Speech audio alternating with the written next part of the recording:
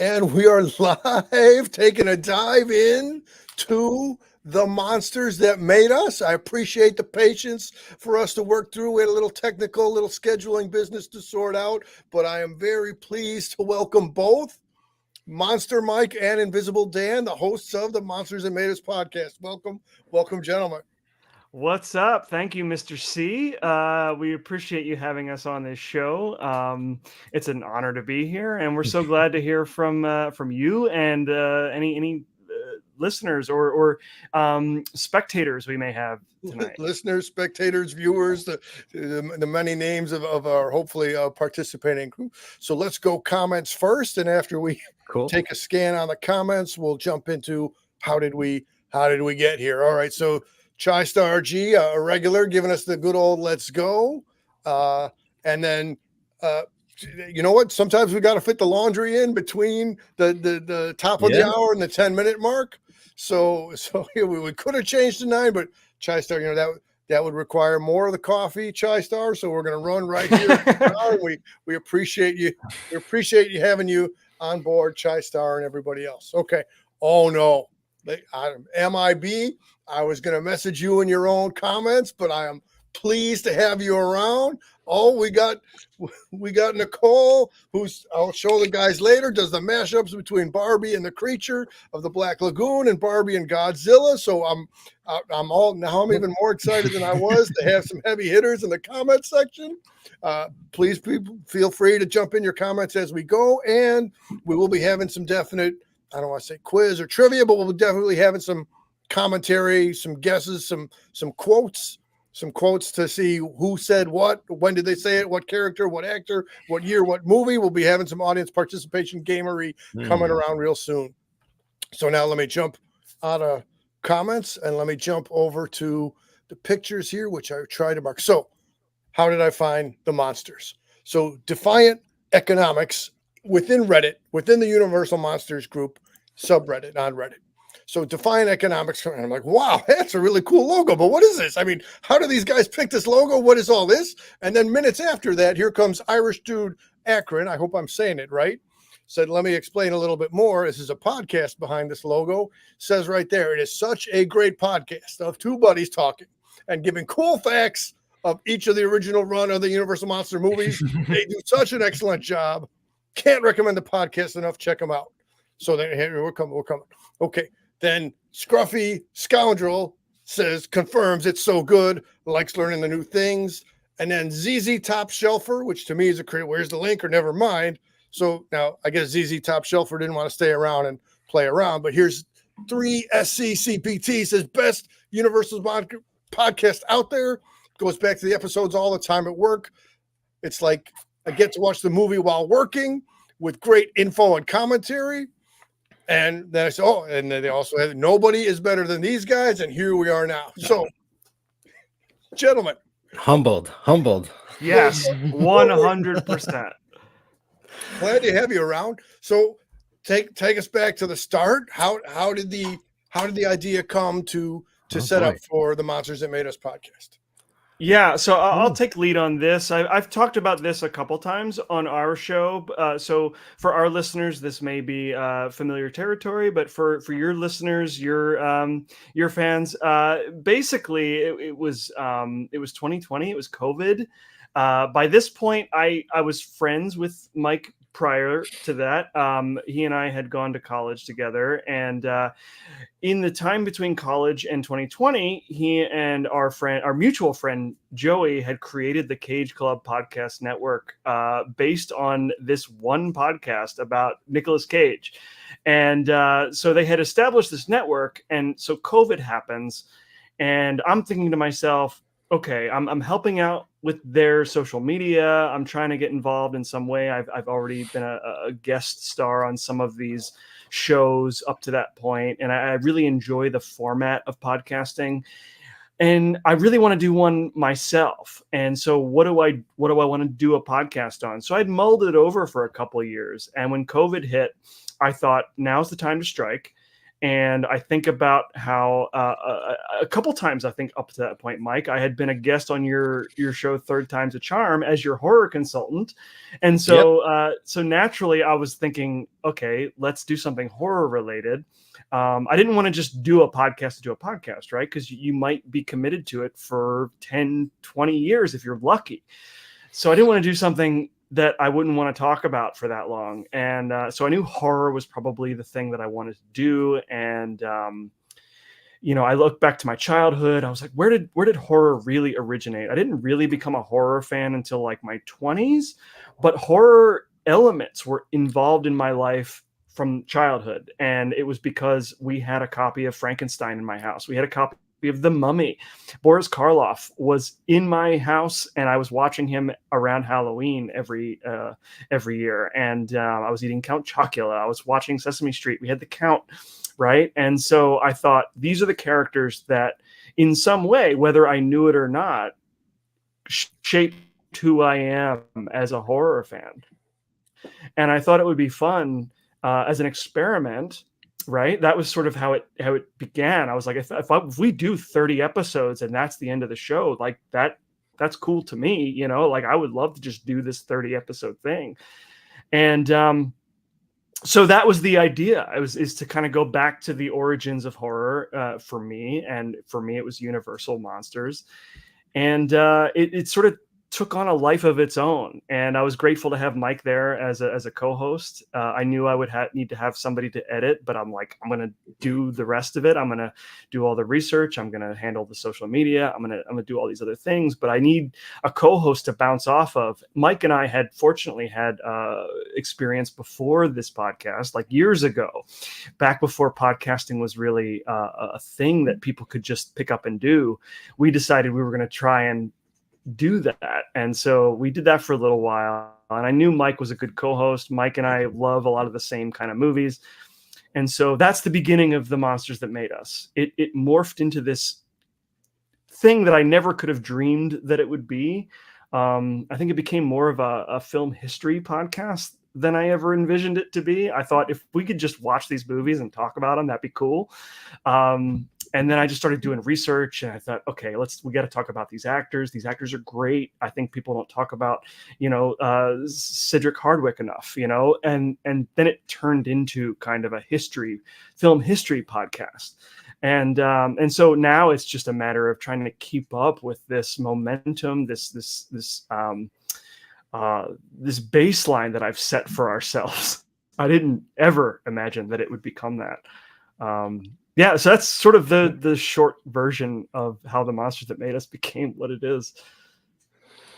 Yeah, and I got to give Dan like all due credit for all the research and everything, and like and it does, it takes a lot of time also to edit, not but I'm just saying like it's so worth it, that everyone is giving their time to the show. So like that is not a bother to me to like put in the effort and the time and that. I feel like that's all coming back. And I feel like recently Dan and I have started to realize the show might be like a little bigger than we realized, maybe quite possibly. So like just starting to kind of realize that. But what I do want to say about like starting the show, I think like it has a certain level of focus because we're just looking at Universal, right? Like podcasts sometimes can get a little out of hand and unwieldy. He mentioned I have another show, Third Time's a Charm, where we just look at the third installment of a movie franchise, but then you start talking about all the other installments in that movie franchise. And so like it was nice to have that focus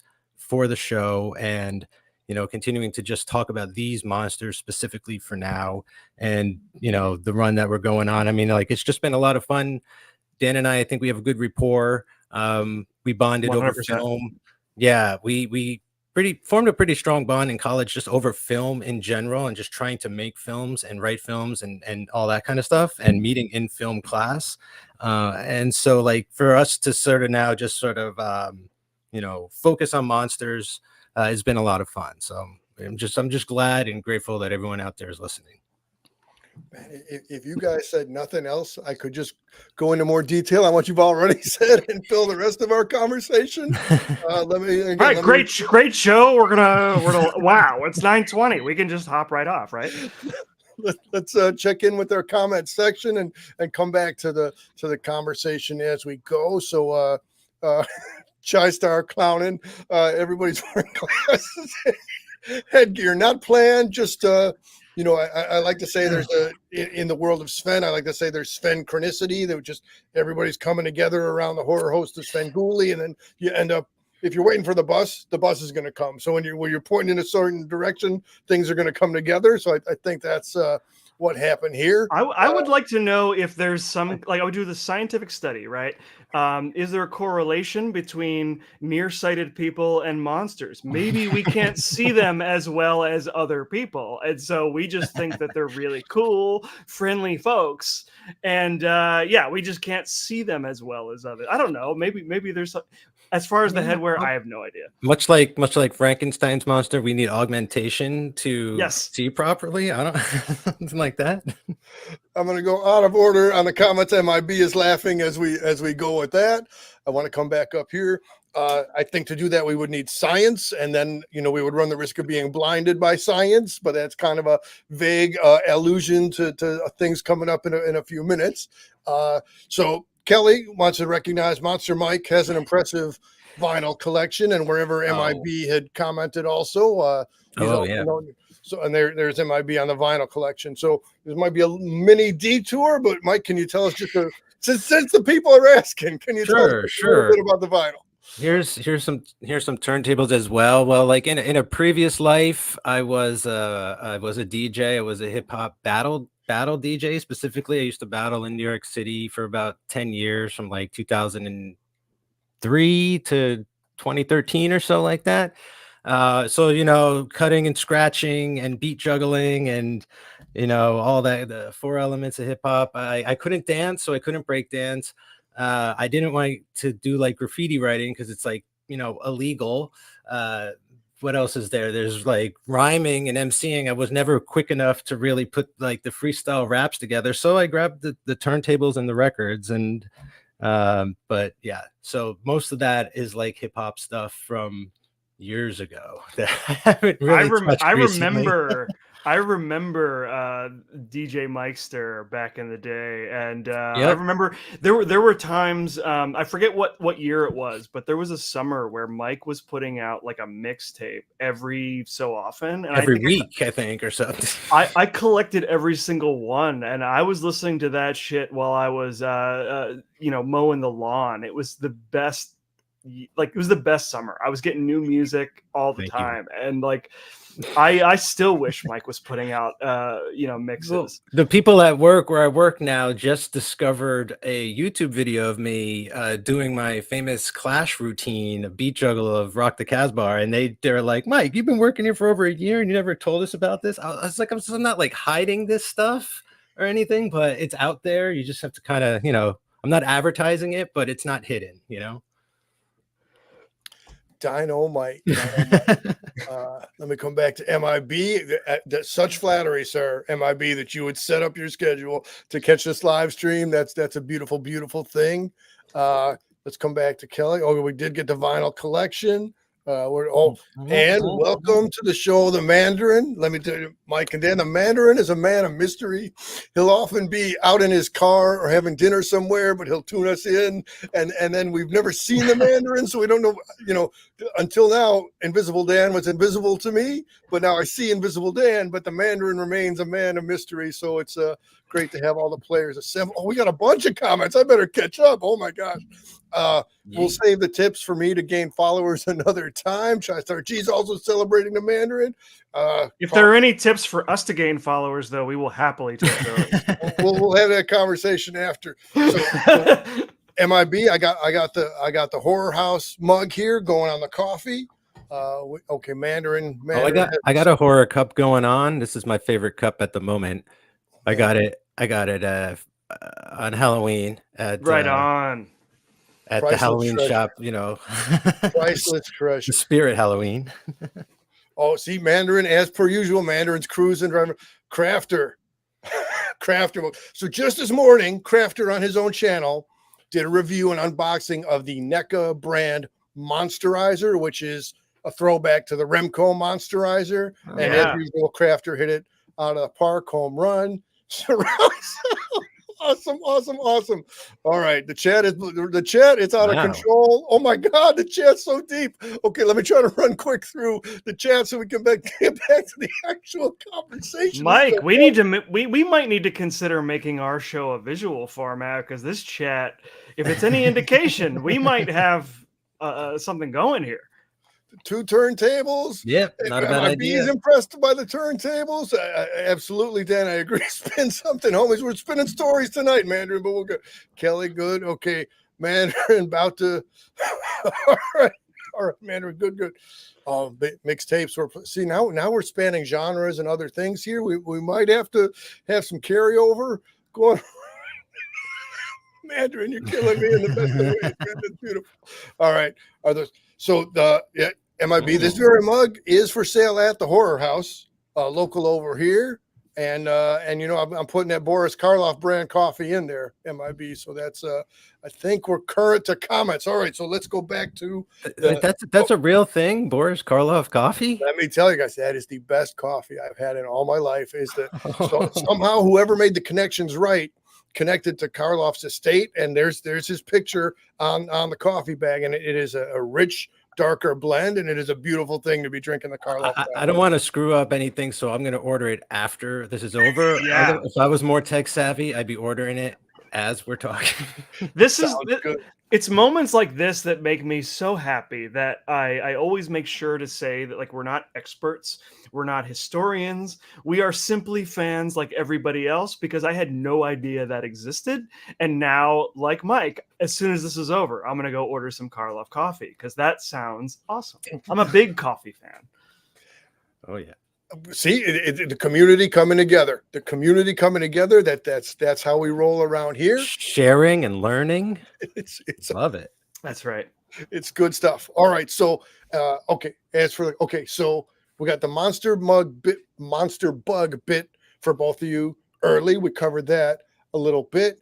You met in college. You were already studying film. You said the podcast came around from the time of COVID. Okay. So, right, we're as Terror Dave of Terror Dave's blog trained me not to refer as expert, because there's a bit of humility involved, and so. But I was flattered that you guys referred to me as an aficionado. But I think again, it's part banter conversation. It's part documentary level research on the quality production that you guys put together. How did you pick your format, or how did you pick which elements you're including in your podcast? I think for me, that sort of happened as we went along. We just sort of, I mean, like I said, I kind of do the research. I put the show together. I put all my notes into a Google Doc, and then when we record, I present a lot of that information to Mike. We don't have conversation beforehand about what he knows and doesn't know. So, I'm just like, okay, let me learn as much as I can. I'll put all my notes together, and we'll talk about it. And over time, it sort of evolved into what some might call a film history podcast, right? Like I said before, I don't consider myself a historian or an expert.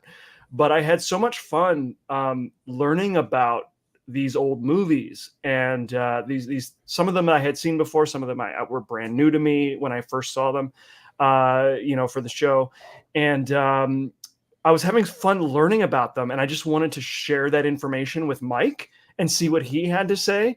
And the fact that there are other people out there who listen to our show who also may not have known about those things, and they got something out of it, and they would leave comments or leave us a review or whatever. Like, to me, that's all secondary. That's all just kind of like, okay, that's what people enjoy about this show. And so I guess now we're quote unquote a film history podcast, but I don't feel comfortable describing myself as a film historian, right? So the format evolved over time as we did the show, and I learned all these things, and I'm like, okay, well, this information is relevant. We should talk about this. I think Mike would have something to say about that. Let's talk about these things, even if he knows about them. I don't know. Like there wasn't really a plan. I just wanted to talk about the monsters with somebody who I knew, who also loved these monsters. And the more I learned, the more I wanted to share. And then the show just became what it became. I did like a lot of podcasting before linking up with Dan to do this show. And, it can be kind of like hit or miss. Like sometimes you are locked into something and you grow out of it and you don't really want to keep doing it. And other things you enjoy doing because there's kind of no structure to it. Like you could go all over the map, you can do diversions, you can just, all kinds of different things you can talk about aside from what you're there to talk about sometimes. What I really like about doing this show is the structure. Like I like how it's sequenced. I think the way Dan sort of does like all the production notes first, and then we talk about the movie, and there's sort of like this clear division. And even for a listener, you can kind of slice the show in half if you need to, where if you're working or in a car or something like that.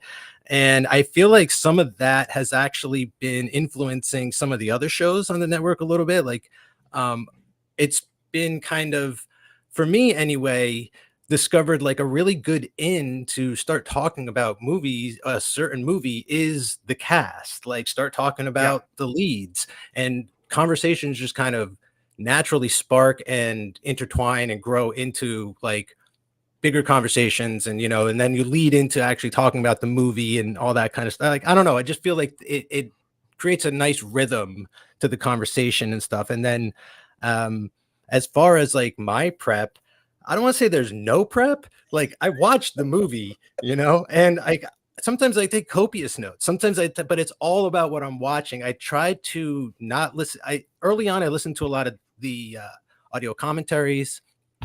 I'd kind of dive around if I saw like an episode. It's like, oh, who's Lionel Atwell? Like this guy's amazing. Like what else is there? Like I'd sort of get ahead of the show a little bit. But then I stopped doing that, and I was like, well, let me just like learn from what Dan is going to tell me, and my reactions will be more natural and genuine and stuff. And I think that's become sort of part of the fun, is like, I think that Dan has said like, sometimes like, I don't know what Mike's going to say next, and it's not like I'm intentionally trying to like keep him on his toes or anything, but like, it's fun to sort of throw around like references that are sort of like, kind of like, what the hell, like, where's that from? I don't know. Like, I kind of like, doing things like that. I'm glad that it comes across well, because it isn't entirely planned and you never know if it's going to work. And actually, sometimes those moments are actually found after in editing, believe it or not, too. Like, I've had to make shows work sometimes by like cutting around a lot of like hogwash, so I don't know. I think like there's just like something works between the two of us and like the way it's all sort of put together.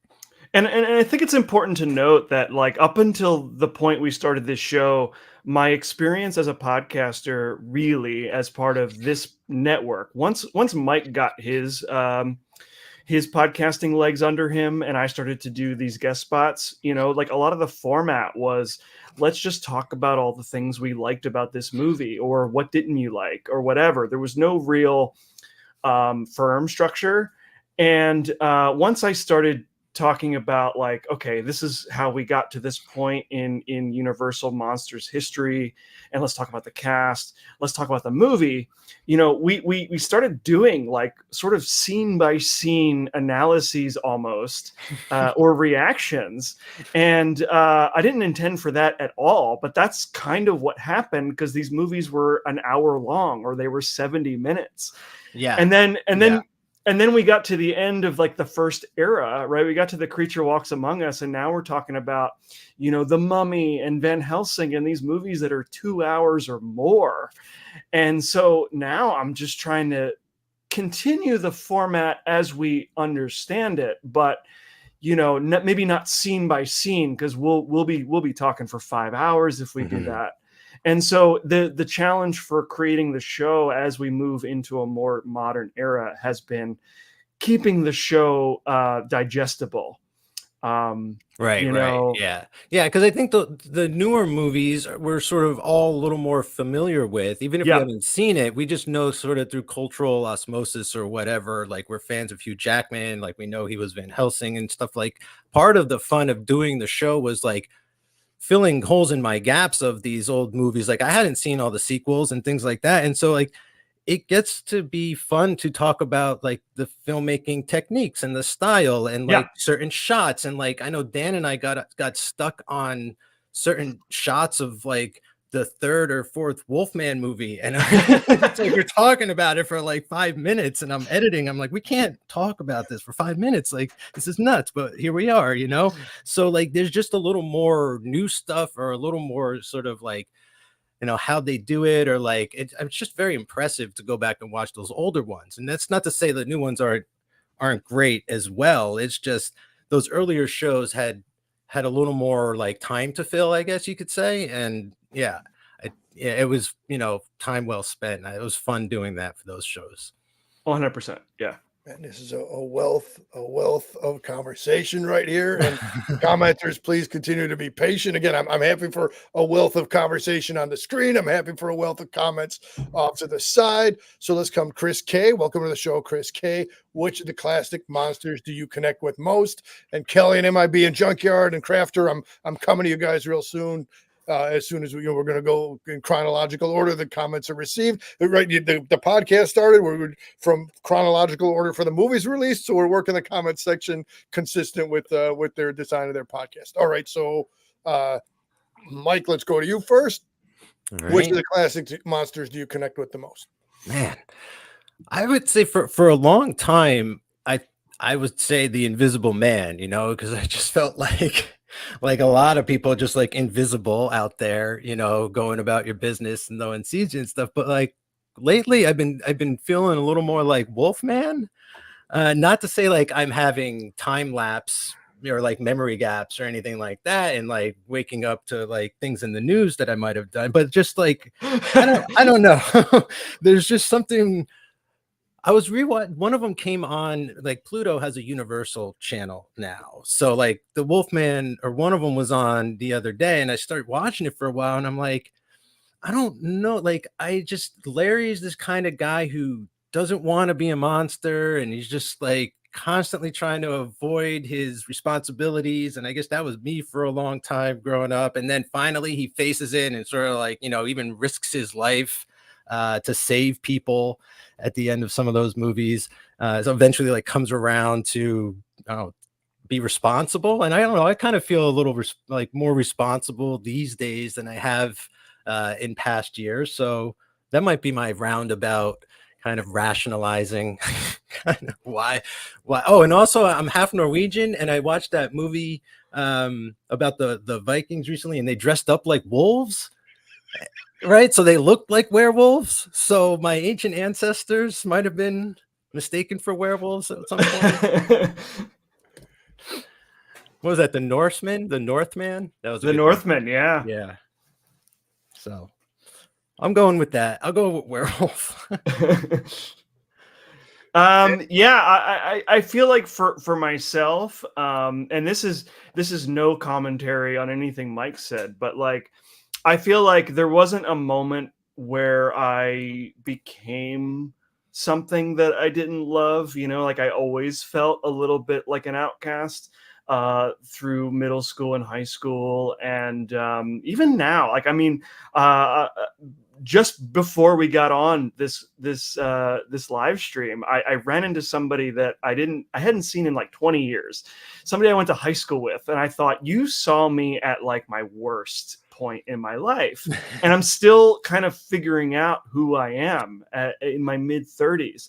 And like, who do I relate to more than the Frankenstein monster, right? Like I was just this thing just trying to exist in the world. And for a long time, people saw me as one thing or another. And I just didn't feel like I fit in most places. And I'm just starting to feel that now.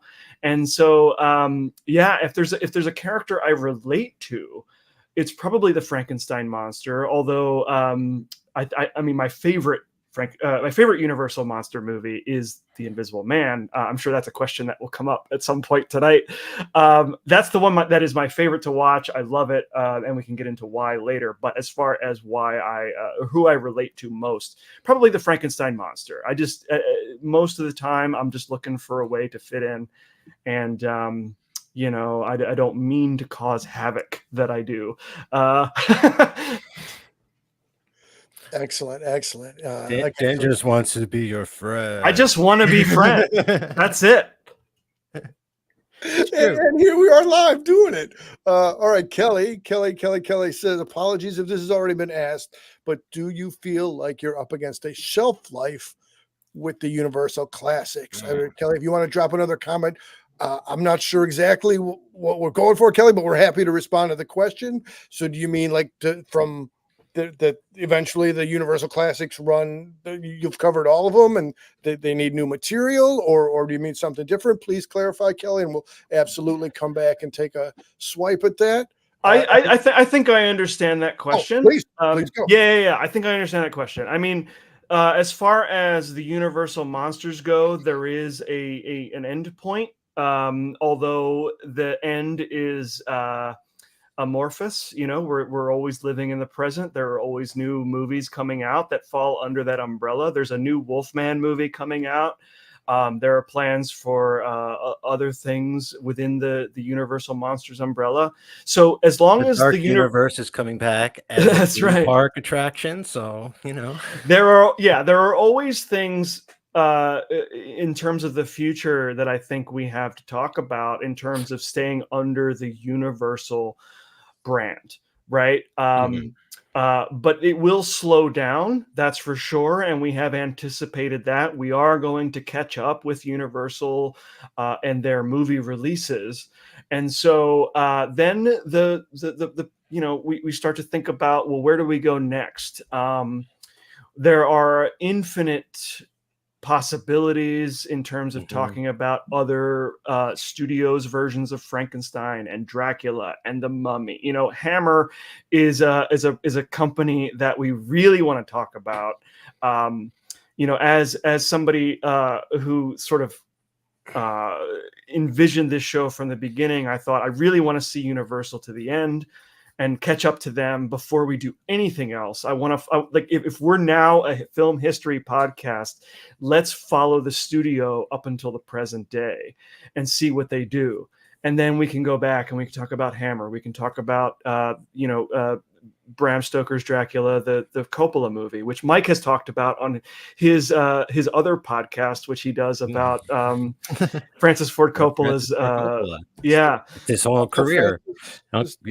So there are these other, as far as I'm concerned, this show could run for the foreseeable future, as long as we talk about Frankenstein and Dracula and the Mummy and the Invisible Man. Like there's so many avenues we can take. Yeah, and I think for me that was part of why I signed on. Is like, I kind of, it's like it can be an infinite show actually, because like we started Universal and they started with Frankenstein and Wolfman, etc., right? But then other companies have made lots of movies starring those creatures, okay? And then even like subgenres and offshoots and things, like werewolves in general, like not specifically Larry Talbot the Wolfman, and vampires galore and all this kind of stuff. So like there is just like unlimited movies and media to watch, right? I think more than we could probably cover in our lifetimes if we had to. But what I'm probably most interested in doing though is like staying as far in the past as possible, right? Like I'm down with like keeping up with Universal, because like that's like tried and true. That's like our number one there. Like we started there and we're always gonna like go there. But they also made a whole bunch of other horror movies that didn't star these monsters that I would love to one day get to. Okay, so that's always out there. Like Dan said, the Hammer movies, lots of those. And then there's also Hammer movies that didn't star the monsters as well. So King Kong, Godzilla, like we could do like just giant monsters an entire season or two, the Atomic Age, like there's just, it's all out there. So that for me was like part of the the agreement, right? Dan was just like, Yeah. I didn't want to add another show to the network that would just be like a mini series or something like that, if Sure. possible, right? Like if that's what it was, that's fine. That's what it was. It was high caliber enough for my standards to be like, all right, I'll stop there if that's what's up. But like, I'd still love to keep going if possible. So, you know, I told Dan, like, I'm down for doing this as long as he wants, basically. Yeah, I mean, like I said earlier, my vision for this show was like 30 episodes. You know, like if it ended there, cool. You know, like I did the thing I wanted to do. I got to watch all these movies in order. I got to talk about the studio and see how they evolved over time with somebody I genuinely enjoy talking about movies with. You know, like that experience in and of itself would have been worth the 30-month commitment. And we got to that point, and suddenly, you know, like within about a year into the show, we got featured in Variety, and suddenly people were listening to this show that, you know, like now I feel a responsibility to keep the show going beyond that. And okay, so let's keep going. There's no reason we have to stop. And you know, like I'm still not sure if I want to lump in, you know, like Jason Voorhees or the shark from Jaws into the banner of the monsters that made us, or if I want to spin it off into a different show. But I will say that there's no limit to the movies that I would love to talk to Mike about. You know, like as far as I'm concerned, I have a co-host. I don't want another one. And however we choose to go forward to talk about all the things we want to talk about will be decided later. But yeah, so whether it stays under the monsters that made us or not, I don't know. But I think we have plenty of material to talk about Frankenstein and the Wolfman and the Mummy forever. Yeah, but they just released a photo this week of Christian Bale as a brand new monster. Like, it's not going to end. Like, you know, like no. we're going to, the day we hang up our coats is the day before they announce a new movie, you know, like it's just, you know. Yeah. Yeah. And that was, again, that photo, as I saw it, was black and white and gray, and some carry through of the original tone and lighting and such and all that. I want to talk as little as possible here for this time around, because again, you guys are in your groove, and we got the comedy. So let's come to MIB. Frankenstein and the Mummy are all-time favorites, and then MIB has to include some Dracula in there too. I gotta say, the Mummy wasn't one of my top guys because he's the easiest one to escape from. Well, I will say that the Mummy as a movie, the first Mummy. Yes, the first Mummy, Karloff. It plays better for me now in my mid-30s than it did when I was a child. I think Mike and I both felt that. It's like I grew up thinking Frankula, slip there. Frankenstein and Dracula were like the best of the Universal monsters because I love Dracula, I love Frankenstein. And like it's like, okay, Mummy's cool, you know, but Karloff is only in the makeup for the first 10 minutes. And then I revisited it as an adult, and I thought, this movie is way more mature than I gave it credit for. It is a better movie than Dracula is. It does everything better than Dracula does. And that's saying something, because we had shots fired. We had Todd Browning and Carl Freund involved in the production of Dracula, which is a fucking classic. Sorry, I don't know what your policy is on swear words. The part where I didn't tell you, let's stay family friendly, but we'll keep going. We'll keep going. Sometimes it just gets away from me. I apologize. You know, but like these movies are classics, and I don't know, there was something about the Mummy that hit when I watched it in my 30s, and I thought I can relate to this more than I could as a child, and I love it more than I love Dracula. But you know, so that's just to address that one comment in the comments there. Yeah, that original Mummy movie, pre-code horror in Hollywood, it got really risque, we'll just say. Yeah. But that's a tight one. They had a lot of things figured out. What I'll say about the rest of the mummies, first, I think I was like, oh, he's like a zombie, but no, he's like the Terminator in a lot of those movies. Like, you can run, but you cannot hide from that thing. He is locked onto you like your scent or whatever, or like, you know, and sorry, man, you're going to get it. But and having seen the 1999 Mummy, which we talked about, it made me appreciate that original Mummy movie more, because I thought, okay, there's a lot more similarities here than I ever gave the 99 Mummy credit for, because I was too young to really appreciate the 32 Mummy, I think it was. So yeah, like I came full circle on the Mummy, and it's incredible. Absolutely love it. Let me throw a geeky tiki based cheers to our Dracula fans. We're not trying to alienate. No, I love. If you can see behind me, I have the Mondo Dracula poster behind me over my right shoulder. Mike was kind enough to send me that, so thank you, Mike. I've got it next to my Invisible Man Mondo poster. No, I love Dracula. In fact, I went to the what was it, the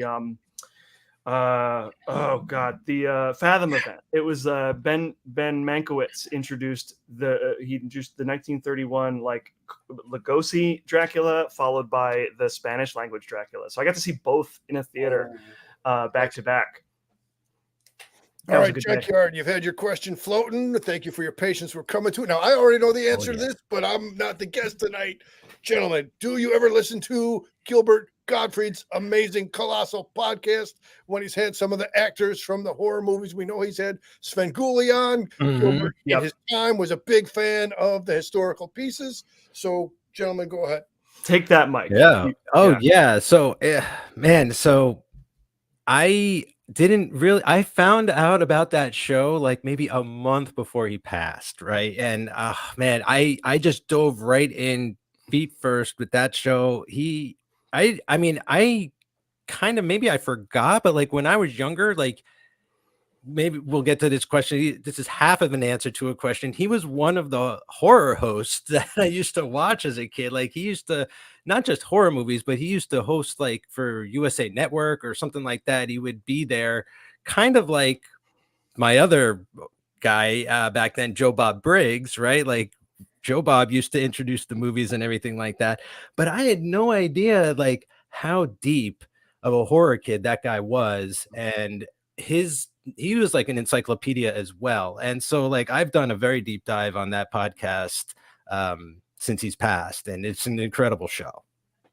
Yep. Thank you guys. I have not listened to that show, I should say, partially because I just don't have as much time as I would like to devote to listening to podcasts. Also because I just didn't want to be influenced by other podcasts. You know, when I hear there are other podcasts out there that talk about similar subject matter that we do, I want to stay in our lane and keep doing what we do.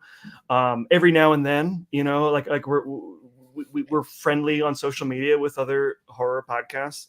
I haven't listened yet, and I keep meaning to, especially now that Gilbert's gone. Yeah. All right, thank you guys. And again, we're having our regular business of Crafter and MIB bantering back and forth about the wealth of figures, the Mego figures and other figures that Crafter and MIB have in their inventories. And again, when you guys said you're 30, some of us here are skewing a touch older than that, but again, I'm skewing a touch older. Dan was I like that I was lumped in there with you, Dan, there, but I'm a little older. I'm a little over the hill. So the commenters need not worry here. All right, Chai-Star G is coming to say he was at Universal Studios just very recently and saw the classic monster merch. Somehow that stuff didn't make it in the group text, Chai-Star, but I think you were just saving it just to announce it during the show here. So that's a beautiful, beautiful thing. John is new over here. So John, welcome. Glad you're dropping in the comments. Any plans to celebrate the 70th anniversary of Creature of the Black Lagoon, which occurs this year? Yeah, I mean, I know that like I kind of stay pretty like laser focused on the next episode we have to do, and a lot of times I miss birthdays, I miss anniversaries. I do know it is the anniversary for the Creature of the Black Lagoon.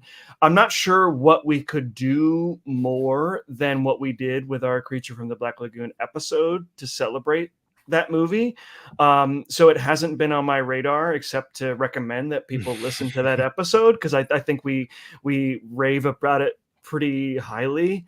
I didn't want our show to be dependent on celebrating certain anniversaries and whatnot. So I don't think there will be an anniversaries dedicated to that particular thing. But I would definitely recommend that people listen to that episode if you want to celebrate the anniversary of Creature, because it's an absolute classic. I would also say, John, and over Entertainment Earth, if you're the kind of person to have a beach towel of the Creature of the Black Lagoon as featured over the shoulder here, John, that's a good way to go. Yes. I probably should have waited a year for getting my Creature tattoo, which I got last year on my leg, but I didn't realize that the anniversary was this year, and I could have done that for the occasion, but I was a year early. MIB making sure we know that he also has good respect for the Creature. Kelly, glad we were able to answer your, and maybe sometimes you try to bring around guests a little smarter than the host, or at least more decipherable. All right, Crafter has to say, what did you think of the attempt to connect Dracula to a modern audience with The Last Voyage of the Demeter? Is there an audience for modern renditions of classic monsters? Mike, I'll let you take this because I'll be honest, I have not yet seen The Last Voyage of the Demeter, and it's on my list. I haven't seen it either, but I think I can partially answer the question. I thought it was kind of a cool idea to take this one chapter from the novel, which is kind of like skipped over a bit, like it's Captain's Log kind of stuff. And I mean, it's just ripe with like, I don't know. It seems like there's a reason to kind of do it. I know there was sort of maybe backlash about like, why did they do that? But I think it's like a perfect setup, especially in light of movies like Alien and just like that, like haunted ships, that there's something hiding in that shadow and we can't get off. There's nowhere to go. We're all trapped here and everything, like the claustrophobia. Like I thought it was a great idea to do that. I'm not quite sure what like the collective response to that is. Like, I don't think they should make a movie out of every chapter of Dracula or anything like that, but make a movie just out of one chapter of like Frankenstein, see if that works. I don't know. I'm not saying that's like that's not the next template or anything, but I don't know. I think it's cool. The thing is like, what do? Do you make it a period piece, or do you keep it like that? Or do you say like, hey, what if Dracula was like on the Titanic, or like, what if Dracula is on Norwegian cruise lines? Like, so I don't know. I think there's enough there to play with to have, like, you could do all those movies if you wanted to. To us, like, right, Dracula is like so malleable, right? Like this is one of the guys like you could kind of just, or vampires and stuff you can throw in there. I thought it was cool. They were trying to make Dracula like scary as can be, and he looked pretty scary in the trailer. So I'm looking forward to seeing the actual movie. Yeah, if there's one takeaway of the show, the experience of creating the show, it's the realization of how malleable these characters are. I think that's one of the biggest takeaways we had after the first season of the show. We saw, different genres being played with, especially with the Invisible Man. I think that the choice to tell the voyage of the Last Voyage of the Demeter as a period piece, as it is written in the text, is a bold choice nowadays. And I think it speaks to the confidence of the filmmakers in that there is an audience for these sorts of old school monster stories. So, I mean, I'm definitely all for it. I've kind of been dragging my heels on watching it because I know we're going to cover it on this show. And so I kind of want to have a fresh perspective on it. But there's also the part of me that really just wants to just watch it and see what they chose to do with it. So I'm probably going to watch it before we do the show. But yeah, I absolutely think that there is a market for that sort of old school, like period piece monster movie. Yeah, we had Pride and Prejudice and Zombies. That's true, years, right? So like, I think there's a market still for like these olden time monster movies. I'm still down with that. When Downton Abbey was a runaway hit, I thought period is not an issue, right? Like the time period is not a problem. Just tell a good story.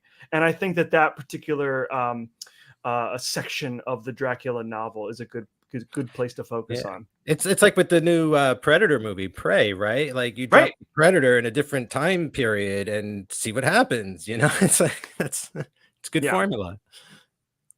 Right, and I will want there to be outside the box thinking, or continuing to look at some creative vehicles through which to not repackage, but to revisit, to re-celebrate the source material and such.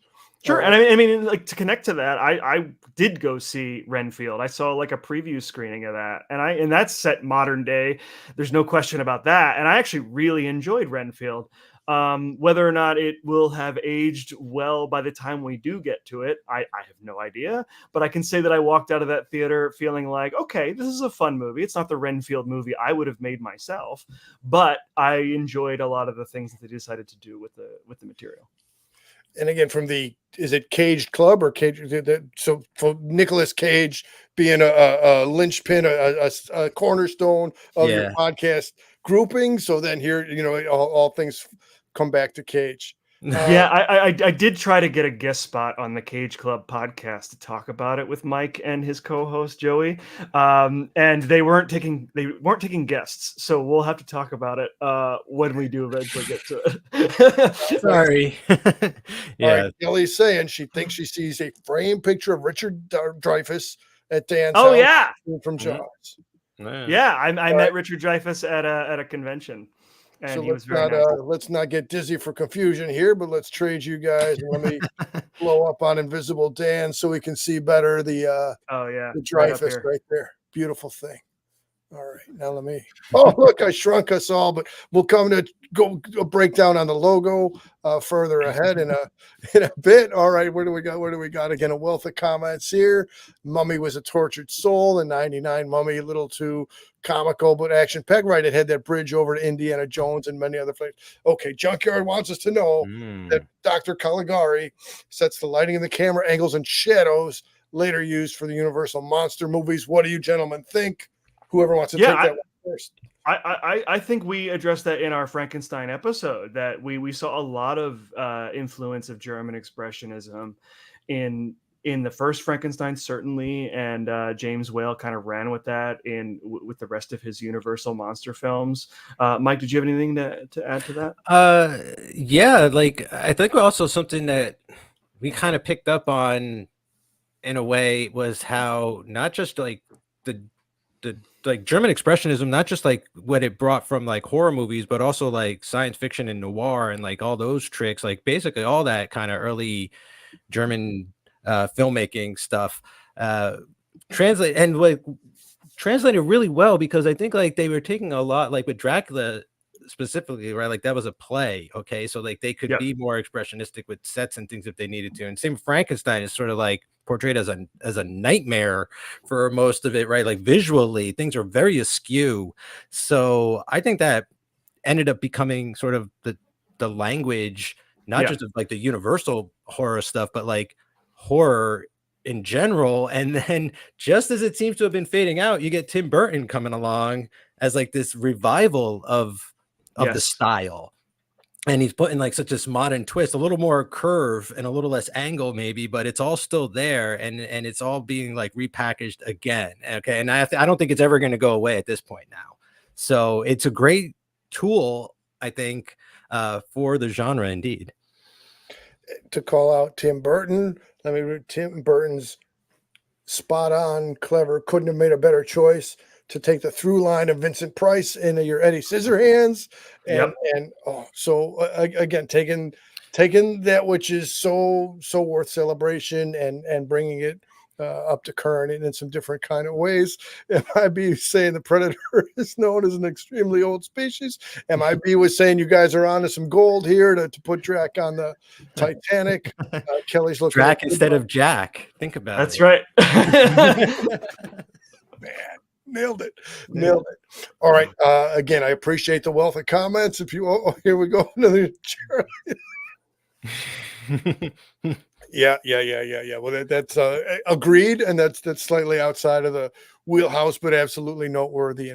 Okay, so let me come over to I wanted to look at some different themes here, and we super value the comments and so really the theme of like the content of what you guys are doing, and we've spoken a good deal on that. The production style that you guys put together for the podcast, absolutely, we've spoken on that. So now, as we noted, here comes some audience participation. So one of the things, if you haven't listened to The Monsters That Made Us quite yet, let me throw a question that Fanboy G pitched to me earlier. Is the name of the podcast influenced by the toys that made us, or how did you land the moniker for your show? We toyed around with a couple different choices. Like when we decided we wanted to do this show, what we knew what the show was going to be about. Then we just started tossing back names, right? Like back and forth, just kind of seeing what felt right. And I always kind of liked the naming convention, which I think began with The Movies That Made Me, Joe Dante's podcast, which became The Toys That Made Us and The Movies That Made Us on Netflix, or The Movies That Made Me, however it is. And then I just sort of was inspired by that, I guess, because it just came to me one day. I said, what about the monsters that made us? Because it's not just about us as in me and Mike, but about all of us who grew up loving monsters and became horror fans. I really wanted this show to be a reflection of not just our experiences, but of everyone who chooses to listen to us. And so these monsters made us who we are today. And that always felt right to me. I can let Mike speak to his experience on his side of that conversation, but I'm just shocked that the name was available, that there wasn't a show already called The Monsters That Made Us. And so like there was some internal kind of like, is it too close to that other stuff? Like, are people gonna be confused? And then ultimately, like, no, good, get confused. Like, that's the point of advertising, right? It's like someone sees the movies that made us. Oh, there's a Monsters That Made Us too. Like, what's that all about? Is it connected? It's not connected. It turns out to be, but like, it's out there. It's a thing. It's our thing. And like, I'm kind of like, it was sort of this like a dream title where it's like, oh, let's throw that into the hat because there's no way it can be that. And then it turned out to be that. So like I really like the name. It just, it's professional as well as sort of casual at the same time, and it just fits in again with like thematically with those other shows and stuff that sort of have similar sounding names. I don't mind that. Man, that's great. Again, I there's so much to so many curiosities I got going here, but as I want to know, so the opening song, you guys incorporated maybe we've been sitting here talking, maybe that's on Mike's turntable style, Mike's editing to pull in movie quotes into overlap with the song. So now let me go. So pull in for those movie quotes. So here we go for people who are watching. And I see we're getting new comments also as we go. Either what character or what actor or what movie or what year or any kind of identifying information on the quote. They had a series of quotes. So let's go. I hope I got them in the right order. They're out of right order, but here we go. Listen to them. Children of the Night. So either what character or what actor or what movie or what year is that from? Let me see. Kelly saying it's a great name and a great logo. It truly is a great logo. Thank you, Kelly. So our logo was created by a friend of mine. His name is Rob Kelly. He's also a podcaster and used to be a graphic designer, and that's why I asked him to help, because I knew he would understand the source material. And in fact, the logo was inspired by the buttons you might get as a fan of the Famous Monsters of Filmland magazine. You might get like a Phantom of the Opera button or Frankenstein or whomever. And so I just had him kind of take inspiration from that, change the colors a little bit so that it would be a little bit different. But I wanted our show to kind of be a podcast extension of that sort of fandom.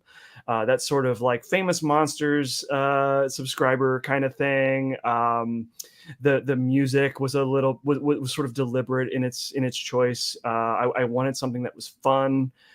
something that wasn't super stuffy. And I know Mike and I are both into like punk music, and like the sort of rockabilly sound really, I felt like worked for us. And it let people know like the sort of energy to expect from the show.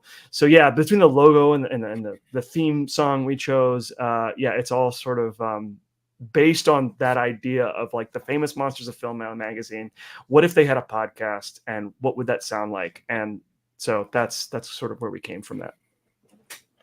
Even the colors, like I don't want too much deep cuts, but just the colors are so complimentary of each other. And Chai-Star is our graphic designer around here, so it's great to have a wealth of graphic design. And I liked, yeah, and I liked color. You know, so many horror podcasts use dark colors. Like there's so much black. I wanted something that was bright, a little vibrant. You know, like it's okay to like monsters and be into color. You know, be a little bit gaudy. So it was really just, you know, from my perspective, a way to stand out from the other horror podcasts that were out there. And I'm glad that it's resonated on some level. All right. Chris K is asking, what do you want to see and not see in the upcoming takes on the Universal monsters? I hope they embrace more practical makeup and effects and less digital. And who's our guy? Who's our top makeup guy right now? I can't think of his name, but the guy that whatever. Yeah, he should definitely still have work. I'm sorry, I'm drawing a blank on his name, but he should definitely still have work for practical effects and actual makeup, and not just CGI. But I think Mike will agree with me here, in that I think that some of the fun we're having right now, if you're listening to the show right now, we're talking about you know, the Mummy movies, and by extension the Scorpion King movies. And in a weird way, we're having a lot of fun with the straight to video Scorpion King content, because they really had no money to make those movies. And we haven't had a chance to talk about the Scorpion King 2 yet, but you know, based on the first one, it's a lot of practical effects, a lot of old school filmmaking in a way that like Van Helsing wasn't, the Mummy movies weren't. And I found myself enjoying them for that reason a lot more than I thought I would. I think the one thing I don't want to see most right now is like, I don't need all of the movies to connect. Sure. If you know what 100%. I mean, right? Like, I think it's cool if you have, let's say, a Wolfman movie and like a Gillman shows up, all right, but that doesn't have to be the same Gillman from the Gillman movie, Right? If you catch my drift, okay? Like, you know, don't worry about that anymore. I think that kind of filmmaking and storytelling is very like, I don't know, you box yourself, you're gonna find yourself boxed in a corner way more often than if you just gave yourself the freedom to write whatever you wanted. And instead of having to check in with 5 or 6 other writers working on 7 or 8 other projects all the time in a miniseries and this and that. And of course, I'm referencing like the Marvel stuff, which I love, okay, but like it works for that. Yeah, it works for that. That's where it came from, you know, the crossover comic book kind of stuff, all of that meshing together. Granted, Universal did their monster mashes, and like, again, I'm not opposed to creatures crossing over, but like, I just don't want it to have to feel like it's all connected anymore. You know, I don't, again, like, it can work, but like they, you know, I don't want another repeat of the Dark Universe. I want this to like keep going, you know, I don't want it to stall again. I just want it to like hit the ground running. And like, I'd like to see lots of different genres get tackled, and just, you know, hire interesting directors and strange actors to portray the monsters, and, you know, really fun, like typecasting kind of stuff. So, you know, hopefully Universal or other companies will go down that road of thinking. Yeah. Well, consider how long it took to get a real crossover with the original run of Universal Monsters, right? Like it took 4 Frankenstein movies, which, you know, with everything in between, with all the other non-monster stuff and the monster stuff, it took a long time to bring 2 of them together. And when they finally brought them together, it didn't feel shoehorned in, you know, like, and I think that's what people key in on, right? Like, we're going to talk about it when we eventually get to the 2017 Mummy, you know, like one of my criticisms about that is that it feels like a setup for a shared universe from the beginning. And that sort of hampers it in a lot of ways. They can't tell the story they want to tell because they're so focused on creating this joined universe. And so if they hadn't done that, maybe it would have been a good movie, because I do find a lot of really cool stuff in that movie. So yeah, I think Mike's spot on, is that we just really need to create these new versions of these characters, regardless of whether or not they're going to see each other in a movie one day, and just let the filmmakers tell the stories they want to tell, and hopefully it works out. And if it doesn't, that's okay too. I think Marvel created this precedent that we all feel every new movie needs to live up to, and Marvel is not this imperfect thing that a lot of people think it is. And so I kind of want to get away from that and just tell good singular stories, and hopefully it works out just like it used to in the old days, you know, just make the one good thing and maybe that works out, we'll make the next one and then go from there. As you're saying that, I want to just take a tiny quote genre jump, which was a black and white, which was a raging bull, and for De Niro in character is saying the steak, you overcook a steak, it defeats its own purpose. It defeats its own purpose if you overcook the steak. So similarly, yeah, the thing that buckles under its own weight is defeating its own purpose, and hopefully some, you know, whoever sits at the top post there can put it together in a more successful way. Now, and I'll just say, and I'm gonna. Oh, hang on. John's got Mando makes some very cool Universal Mondo. Yeah. Oh, I would tell you, I won't run because I swore off jumping away from the camera. But Mondo has like the other tiki mugs and all that stuff, and absolutely they got a lot of good stuff over at Mondo. And then, so that was your preface leading into your question. Any favorite collectibles, gentlemen?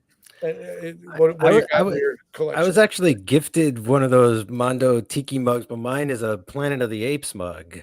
Nice. I just have it on display in the other room. I never actually drink from it. I just think it's cool. It's up on my mantle, actually. I can't really, I wish I could afford more cool stuff. I haven't really bought too much cool stuff in the last few years, but I've got like tons of Godzillas everywhere for some reason. Like here's one here. Like literally, like here's another one here. Like they're just especially all over this room because this is my podcast room. So like I've got like a couple masks that I've accumulated over the course of my life, but like, you know, not too much, like a gorilla mask and stuff. I used to have way more prints. I used to be like way more of a poster print type of guy, but I have to cut back on that as well. So I wish I had, you know, the space and the scratch to amass like a way better collection than I do have. Yeah, I also have to be far more practical with what I spend my money on. And as much as I would love to have more memorabilia, I don't have a ton, you know, like I go to conventions. As you can see behind me, I have these 8x10s. When I meet somebody that's really cool, I usually get an 8x10 because it's, you know, reasonably affordable and I can frame it and hang it on my wall. But as far as shelf space, you know, I've never really been a toy collector for that reason. I do collect other things, you know, and I'm trying to curb that, to be honest with you. But yeah, not much of a toy guy or figurine guy as much as I would like to be. Although I would love a Creature from the Black Lagoon tiki mug. That'd be fun. And for those of us who are toy guys and collector guys, perfect timing. This is a time to check out, not, I mean, this minute, but at any time, the MIB Master Toy Museum channel. Please do check out MIB as well as Casual Crafter. So as you can guess from the name, MIB likes to keep his stuff mint in box. Yeah. And as you can guess from the name, Casual Crafter likes to do individual crafting work. Again, I won't jump up, but I just out of reach, I have the Imhotep or the Ardith Bay custom that Crafter had painted for me and sent over. We did one in black and white and one in color, and that's nice. someday that'll grace its way over the screen here too. But does a Funko Pop count these days? I think it does. My sister. Hang on a second. What about, well, like, again, I wish I could like kick up my, if I wasn't so like old, I'd show you my monster tattoos as well, but like that's the thing I spend the money on. It's like so I'm not really a Funko Pop guy, but I do love games, and my sister got me the Funkoverse Universal that's Monsters nice set, which comes with little mini figures of the Creature from the Black Lagoon, the Bride of Frankenstein, the Invisible Man, and Dracula. So they are playable characters within the Funkoverse gaming system. Man, see, but that's the thing. There's so many different ways to participate. Two similarities here. As if we're going to say, and Kelly's saying sweet, and MIB is saying Godzilla. Not only is Lou Costello a bad boy, but in a very different way, Godzilla is a bad boy. Agreed, MIB. That's beautiful. And again, Kelly was saying sweet to that. I think the cough is starting to catch back up with me.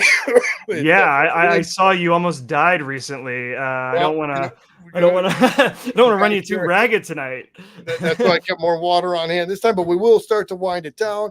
Commenters, if you have any last questions to throw around, and I'll just say on a very affordable tip, the Monsterologist, he's got the patches, you got your Draculas and your Wolf. Those are great. And your mummies, and it's a high quality thing. What Monsterologist? Oh, I love that mummy. What Monsterologist? That's really cool. Does. See, it's cool to trade info and but definitely monster tattoos. That's to the best, unless some of our guests have just been withholding the information. No previous guest has had monster ink on them. So again, no, I just got this Invisible Man tattoo. Oh, he's got the Invisible Man one. Yeah, should I get let me see if I can make this happen. Please do. I got man, oh man. Oh, Mike's got the Invisible or the Dracula's daughter. Can you see the Invisible Man? There he is. Let me ISO on that and let me go. Here we go. Here we go. All right. There we go. There it is. Oh, with the 3D glasses. Oh, you know what? And then I got one more. Hold on. All right. Now I got the Frankenstein one. Let's see if I don't fall over here. Oh, that's priceless. Yeah, Frankenstein hands. So, I didn't fall over. Success. All right. Well, usually I like to call everybody's name who had been in the comment section, but that would take me a little bit longer. Tonight we were a well attended show. Thanks everybody for being in the comments. Mike and Dan and Mike, I so super appreciate that you guys would come on and have the conversation. I had many other questions that were thrown out for the time being, but please do. Here and closing out. Beside hitting them. So tell people where to find you, and while you're doing that, let me call up the other screen. Yeah. First, I just like to say, like, totally appreciate you having us on tonight. Like, this was great. I had a great time. Maybe we could do it again. And I know we kind of talk a lot, so we took up a lot of air time tonight, but would love to come back sometime.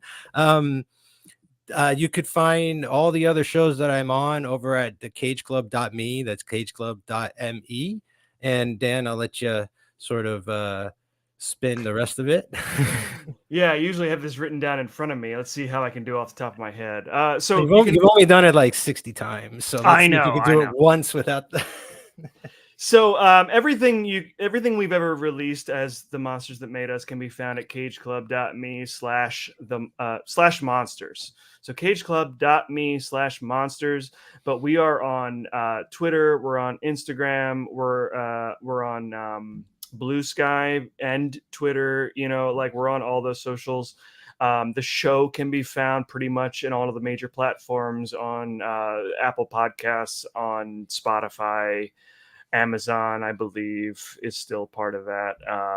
Audible, I think. Anyway, just Google The Monsters That Made Us. You'll find the show. I'm in the process of uploading new and old episodes onto our YouTube channel. Just look for The Monsters That Made Us.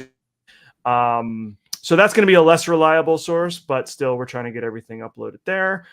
Is there anywhere else you can find us? I think that's about it. We'll let you know if we start doing stuff like this too, like maybe occasionally for special episodes. Get on Yeah, live. I Like would say this that was a lot of this is fun. our first time ever doing a live stream of any kind, and it was really wonderful hearing from people who have listened to the show. Yeah. People like that to me is the reason to keep going. As much as I, love watching these movies and learning about them and writing up the notes and chatting with Mike, like those are all like amazing experiences. The fact that people listen and have something to say and questions to ask us, I don't know, it still doesn't feel real to me that people listen to this show.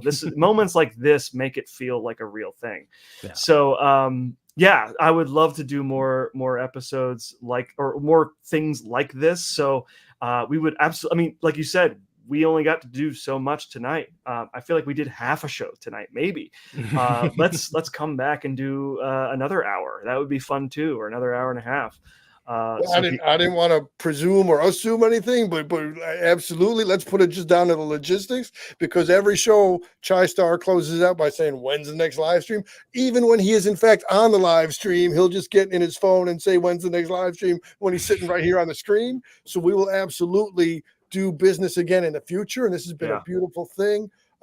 MIB, let me get you off of the show. So you alluded to coming to Chicago. We have coming up the C2E2 convention, MIB. I hope you're, well, if Nicole's inviting you guys back, then, it's bad form to turn down. Nicole, let me tell you. All right. Let's see, it's Danny. Well, I will. All right. Well, hey. Oh, well, all right. You want to use your daughter's account? Now it all makes sense to me. I will say that if anybody watching tonight wants to ask us more questions or wants to write the show, we do our best to read all emails live on the show as we record. You can email us at themonstersthatmadeus@gmail.com. We release monthly, so if you catch us, like after we've recorded that month's episode, it might take another month or so to hear your email read, but we do try to get everybody on the air and react in real time. So please email us, themonstersthatmadeus@gmail.com. Thanks, guys. I'll just put one more closing plug. So Danny is the senior, the lead moderator on the Svengoolie Reddit group, and that's absolutely, I'm pleased to see you guys jumping around in Reddit now also. I'm going to hit to close out the show, but guys, don't you close out yet. I want to just get a little minute of banter with you guys before we go. If MIB is checking you out, then you're in good business. Again, this has been a great deal of fun, as we already said. Chai-Star's not even going to ask when's the next live stream. He's just doing that to throw me off. Thanks, you guys, for coming around. We'll be back both on The Monsters That Made Us and on Mr. C Dives In with all kinds of good, with all kinds of stuff to be determined coming around. Thanks, everybody. I'm closing this out. Catch you in the funny papers.